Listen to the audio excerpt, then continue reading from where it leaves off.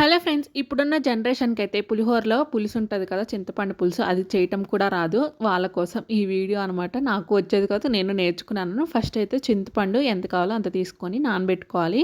అయితే టైం ఉంటే నార్మల్ వాటర్‌లో నానబెట్టుకొని, టైం లేదంటే హాట్ వాటర్ పోసి కొద్దిసేపు నానబెట్టుకున్నారంటే మంచిగా నానిపోతుంది. ఇప్పుడు అంతా గట్టిగా పిసికేస్తే కొంచెం పులుసు అనేది వస్తుందనమాట. దాన్ని ఇలా స్ట్రెయినర్ పెట్టి స్ట్రెయిన్ చేసేసుకోండి. తర్వాత కొద్దిగా వాటర్ పోసుకొని మిగతాది కూడా స్ట్రెయిన్ చేసుకుంటే ఇలా కొంచెం గుజ్జులాగా వస్తుందనమాట.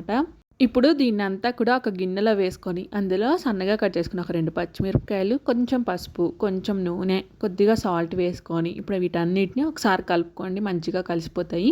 ఇంక ఇలా కలుపుకున్న తర్వాత గ్యాస్ స్టవ్ పైన పెట్టుకొని మంచిగా మరగనివ్వండి. సిమ్‌లో పెట్టేసుకొని ఆయిల్ పైకి తేలేంత వరకు మంచిగా మరిగించుకుంటే పులుసు అనేది పలుచగా ఉన్నది కాస్త తిక్కుగా అవుతుంది.